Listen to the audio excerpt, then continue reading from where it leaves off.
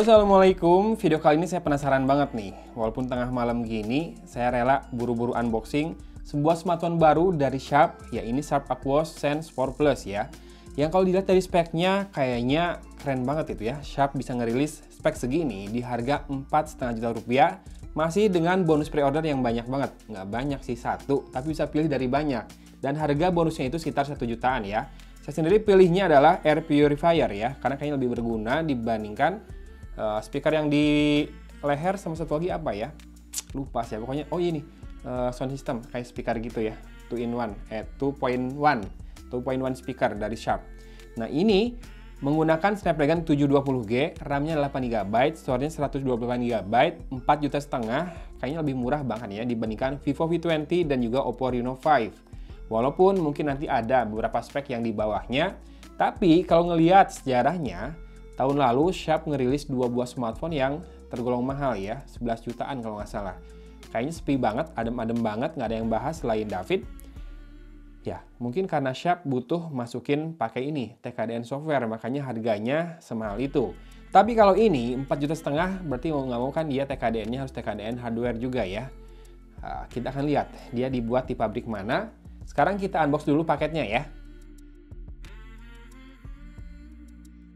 Oke, ini yang didapatkan kalau kamu pre-order Sharp Aquos Sense 4 Plus. Yang pertama dapat ini invoice, nggak akan saya tunjukkan ya. Nanti ada alamat saya soalnya. Kemudian ini smartphone-nya dan ini bonusnya yang bisa dipilih. Saya pilih ini karena sepertinya akan berguna di mobil. Ada 2 pilihan warna ya, yang gold sama pink. Saya pilih yang gold ini. Kita simpan aja, kita nggak akan bahas di video kali ini. Kita fokus ke smartphone-nya sekarang, Sharp Aquos Sense 4 Plus. Ya, ini diproduksi sama ya, ternyata sama kebanyakan smartphone di PT Satnusa Persada Batam ya, buat Sharp Electronic Indonesia yang ada di Karawang. Layarnya 6,7 inci Full HD+, RAM-nya 8GB, ROM-nya atau storage-nya 128GB. Kameranya ya ini nih, kameranya yang rada-rada agak disayangkan ya. Kamera utamanya 48 megapiksel, bagus, tapi kamera ultra wide-nya hanya 5 megapiksel. Sisanya 1,9 megapiksel plus 1,9 megapiksel itu buat makro sama depth sensor ya. Serta kamera depannya 2, tapi kamera utamanya hanya 8 megapiksel ya di depan ini, dengan kamera kedua 1,9 megapiksel buat depth. Baterainya 4120 mAh. Oke, buat yang nanya ini ada NFC-nya atau tidak, ini nggak ada. Dan ini warnanya black. Kalau nggak salah di webnya dimunculin ada 2 pilihan warna, white sama black, tapi begitu beli nggak ada pilihan warna ya pas kita mau check out, jadi mau nggak mau dapatnya yang black.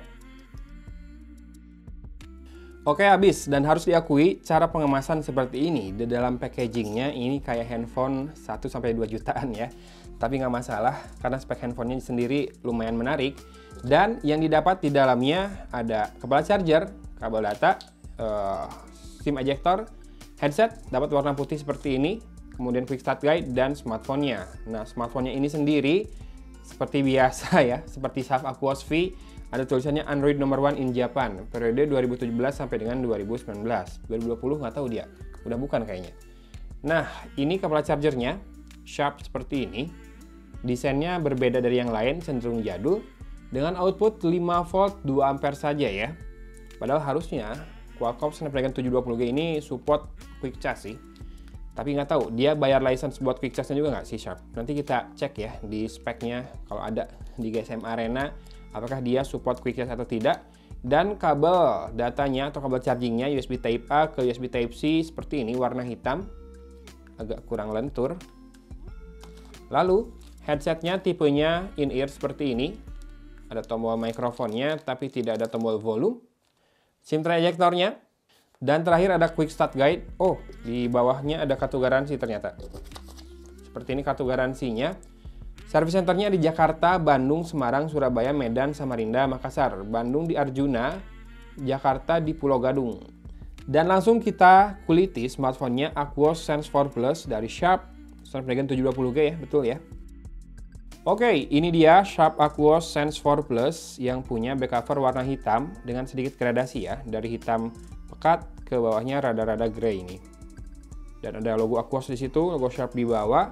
Fingerprint scanner di sisi belakang. Ya, ini layarnya IPS tapi sudah refresh rate-nya 90 Hz ya. Walaupun yang saya sarankan sedikit kalau misalkan mau kekinian, bolehlah pakai fingerprint scannernya di pinggir, jangan di belakang kayak gini. Dan ini layout dari kameranya unik sih, tapi kadang berbeda itu tidak lebih baik ya. 4 kayak gini kayak jarang ditemukan layout seperti ini. Biasanya rada di pojokan yang lain. Nggak bisa dibilang cakep.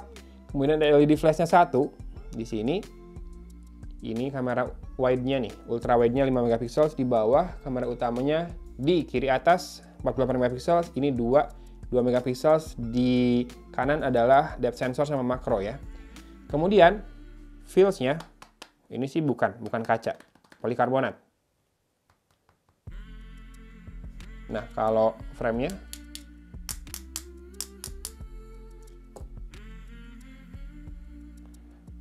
juga rada dingin tapi di suhu tengah malam ini, terutama di bagian tombol fisik sini. Nah, ini saya belum bisa pastikan nih frame-nya apakah logam atau polikarbonat juga, tapi feels-nya polikarbonat banget. Dan suhunya juga iya, nggak terlalu dingin, tapi lebih dingin dibandingkan back cover-nya. Buat saat ini saya bilang polikarbonat dulu aja ya. Nanti cek deh, kalau misalkan saya tulis di sini ada ralat atau di deskripsi video, misalkan yang lebih baik atau lebih update infonya, saya akan tulis ya. Di sini tombol power kecil, lalu ada tombol dedicated, kayaknya sepertinya buat Google Assistant ya, sepertinya. Nanti kita cek apakah bisa diganti fungsinya. Lalu ada tombol volume rocker. Di sisi atas ada ini noise cancellation microphone dan jack audio 3,9 mm. Saya sebetulnya kurang suka jack audio di sisi atas ya, tapi buat teman-teman yang katanya suka facecam pakai headset, malah lebih enak di sini karena bisa diberdirikan handphonenya tanpa terganggu. Ya, berarti tergantung preferensi masing-masing ya tentang posisi jack audio. Sementara di sisi kiri ada SIM tray, kita akan buka. Teng teng teng.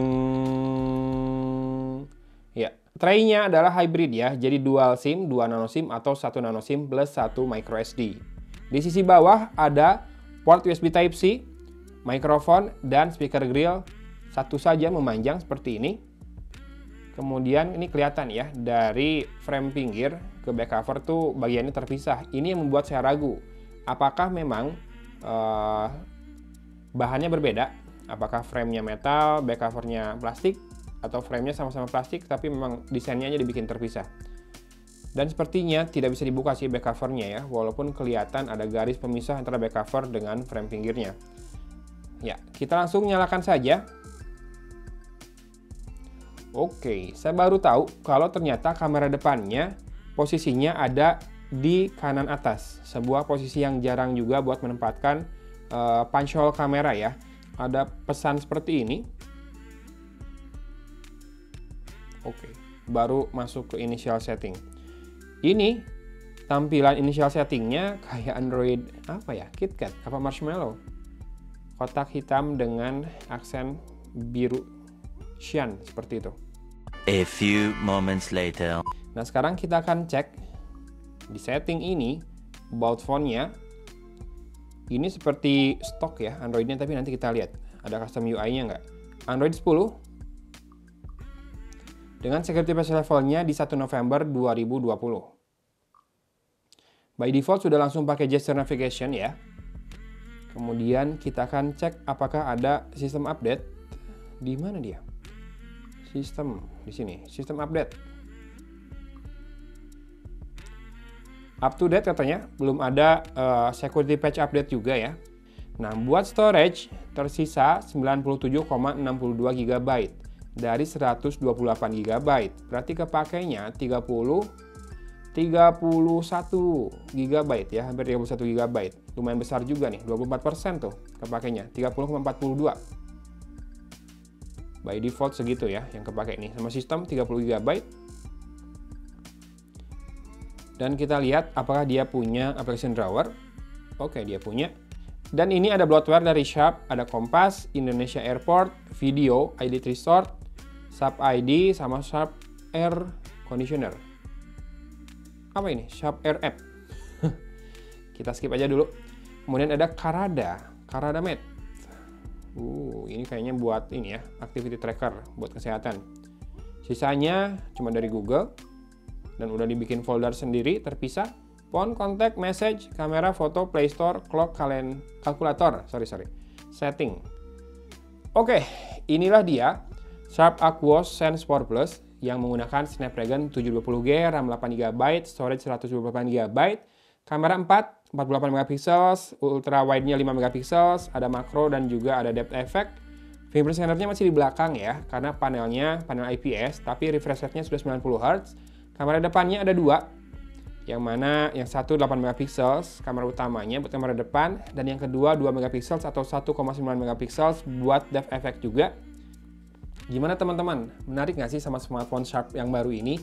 Kalau ngeliat speknya doang, sebetulnya ini bisa bersaing ya. Apalagi bonus pre-ordernya yang 1 juta sendiri bonusnya. Dan walaupun pre-order, tapi begitu saya bayar, hari itu juga diproses dan besoknya langsung dikirim. Jadi butuh 2 hari saja dari sejak bayar sampai barang diterima.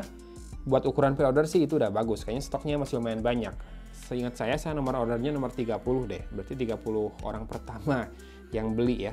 Setahu saya ada 100 orang pertama yang berhak pilih bonus di webnya Sharp. Ya ini masih dijual di e-store-nya Sharp, belum ada di marketplace lain. Linknya akan ada di deskripsi video ini. Sorry kalau video ini panjang banget buat sebuah unboxing, tapi memang saya sangat tertarik dengan smartphone barunya Sharp ini. Dan begitu kita buka-buka kan memang beda ya cita rasanya dibandingkan smartphone yang biasanya kita coba, yang banyak beredar di Indonesia. Jadinya ini bakal butuh banyak waktu buat ngulik. Saya akan coba jadikan ini deliver kalau misalkan nggak ada halangan dan kalau betah ya. Kita akan lihat apakah UI dari Sharp ini bisa membuat betah karena UI-nya tergolong stok sih. Dan bagusnya dia langsung pakai dark mode juga. Mantap. Nih, UI-nya by default di home screen bagian paling bawah adalah widget buat Google Search. Kemudian baru di sini ada 5 aplikasi yang nggak akan berubah-berubah walaupun kita scroll ke pinggir. So, penasaran nggak buat nungguin reviewnya? Kita akan tes juga main game ya. Snapdragon 720G harusnya mumpuni buat gaming. Dan layarnya 90Hz loh refreshnya. Drop komen ya, gimana menurut kamu tentang smartphone ini? Menarik nggak sih? Dan apa yang pengen kamu tahu di video reviewnya nanti? Jangan lupa tulis komen dan juga like videonya. Dari Kota Cimahi, Agon pamit undur diri. Wassalamualaikum warahmatullahi wabarakatuh.